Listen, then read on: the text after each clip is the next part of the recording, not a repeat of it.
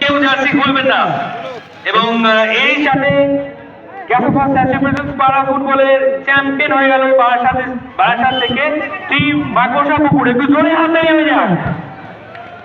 এবং আমরা দুদলকে অনুরোধ করবো মঞ্চের সামনে জার্সি গায়ে মঞ্চের সামনে চলে আসার জন্য। এবং আমাদের যারা ভলেন্টিয়ার রয়েছে, টিম ভলেন্টিয়ার রয়েছে, তাদেরকে অনুরোধ করবো বল এবং আনুষঙ্গিক জিনিস যা রয়েছে সব কিছু নিয়ে স্টেজের সামনে চলে আসবেন।